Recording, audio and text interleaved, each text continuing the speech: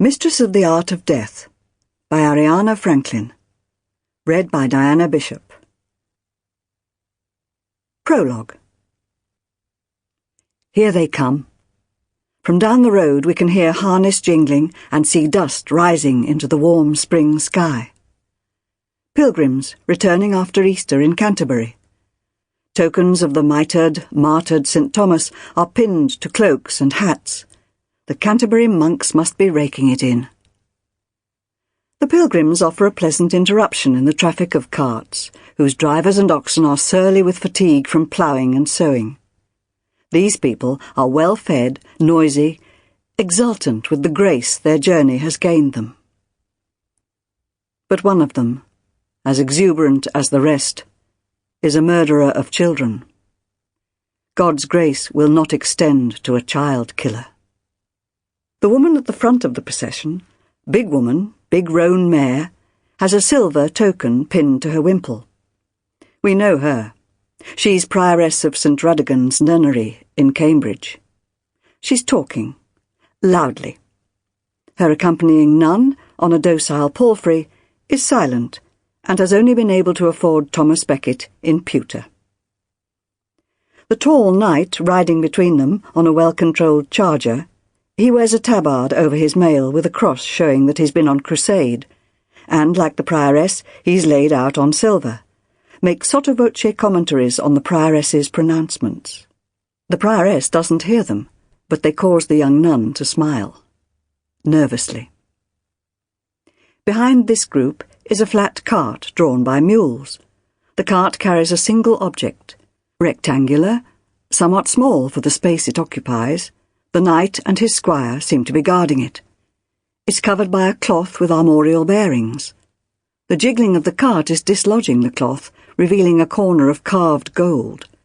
The object is either a large reliquary or a small coffin. The squire leans from his horse and pulls the cloth straight so that it is hidden again. And here's a king's officer. Jovial enough, large, overweight for his age, dressed like a civilian, but you can tell. For one thing, his servant is wearing the royal tabard, embroidered with the Angevin leopards, and for another, poking out of his overloaded saddlebag, is an abacus and the sharp end of a pair of money scales. Save for his servant, he rides alone.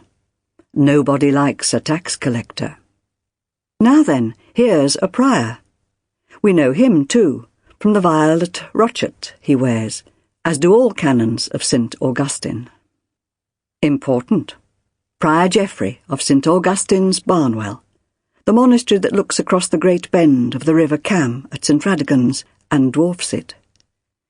It is understood that he and the prioress don't get on. He has 3 monks in attendance, also a knight, another crusader to judge from his tabard, and squire. Oh, he's ill. He should be at the procession's front, but it seems his guts, which are considerable, are giving him jip. He's groaning and ignoring a tonsured cleric who's trying to engage his attention.